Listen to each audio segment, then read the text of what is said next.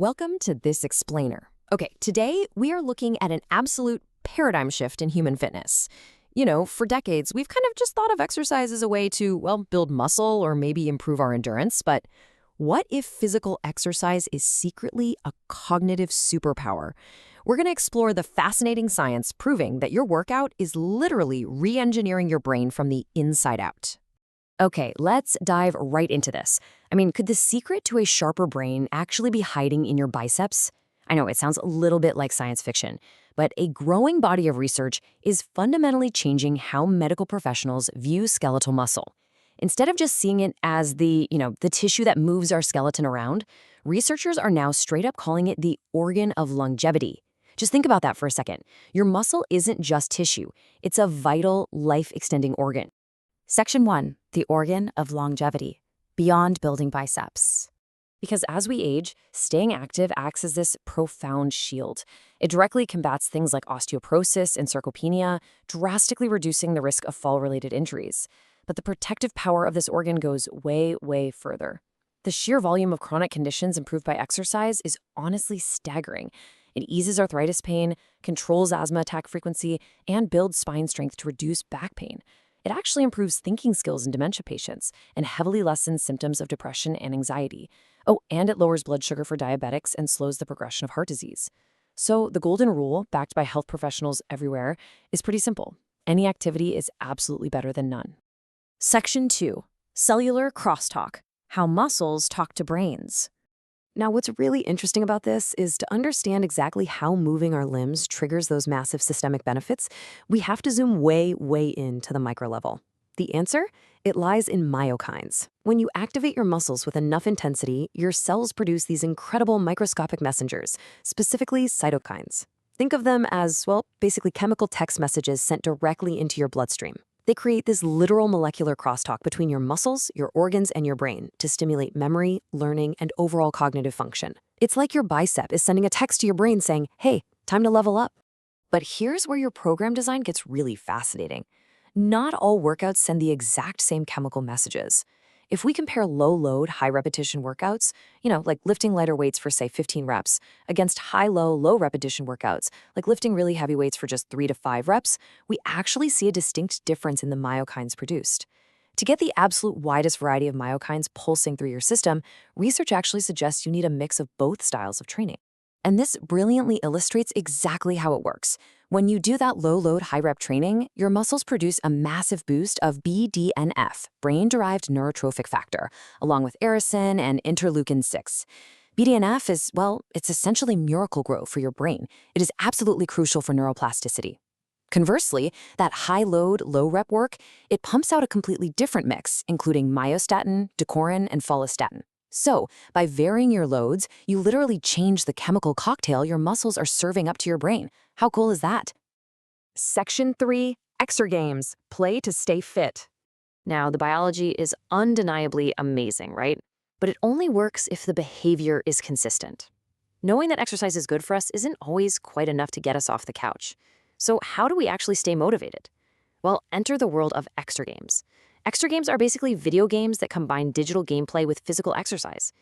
Innovative assisted living facilities are adopting these off-the-shelf systems, using 3D cameras to track movement from a distance without anyone even having to hold a controller. Suddenly, a standard, maybe kind of boring physical therapy routine for an older adult is transformed into an engaging, interactive digital game. It completely takes the chore out of fall prevention. But you might be wondering, why are these games so incredibly sticky? Why do they work so well for older adults who might normally just avoid exercise altogether? Well, it all comes down to the psychology of enjoyment, which is perfectly mapped out by something called the game flow model.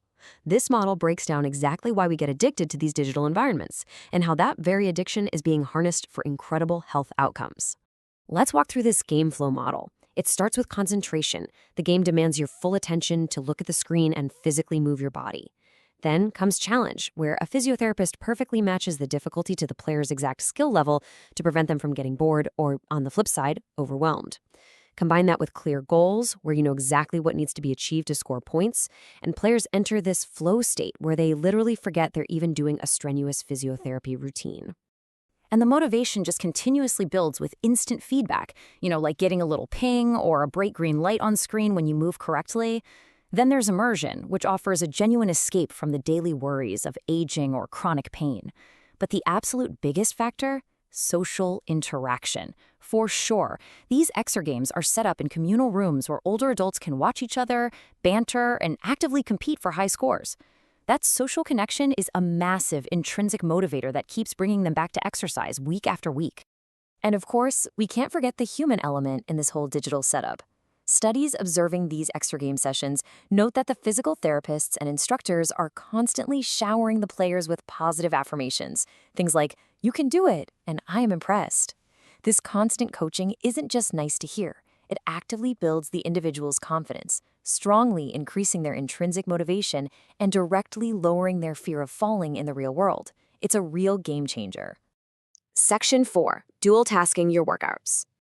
Now, you don't need a fancy 3D camera and an assisted living facility to get these advanced cognitive benefits. You can challenge your brain right now using dual task training. This is basically simultaneous cognitive and physical activity. Research clearly shows that doing a mental puzzle while you exercise amplifies the brain benefits far, far more than doing a crossword puzzle and then going for a run sequentially. By combining physical movement with novelty, uncertainty, and reactivity, you're essentially forcing your brain to work overtime. You are building new neural pathways at the exact same time you're building muscle.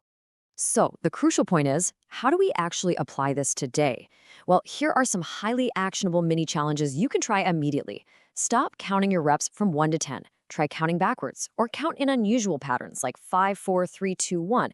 Try alternating odd and even numbers. If you're doing, say, a single leg bicep curl, have a partner clap or squeeze a squeaky dog toy randomly, and that's your cue to instantly switch legs. Or mix static reps with unpredictable, variable reps called out by a trainer. It completely takes the autopilot off your workout, and your brain has to stay engaged the whole time. This whole concept forms just an amazing bridge between biology and behavior. We've traced the entire journey from the microscopic production of myokines, where your muscles literally talk to your brain, all the way up to macro behavior, like older adults finding joy in social exergaming, or you deciding to add cognitive dual tasking to your next gym session. The whole shebang comes together to prove one undeniable fact: movement is medicine for the mind. So I want to leave you with this final provocative thought. How will you challenge your brain during your next physical workout? Your muscles are right now ready to send those vital, life-extending chemical messages. Are you going to just go through the motions on autopilot? Or will you dual task, engage your mind, and truly train the organ of longevity? Thanks so much for joining me on this explainer. I really hope this changes the way you look at every single rep.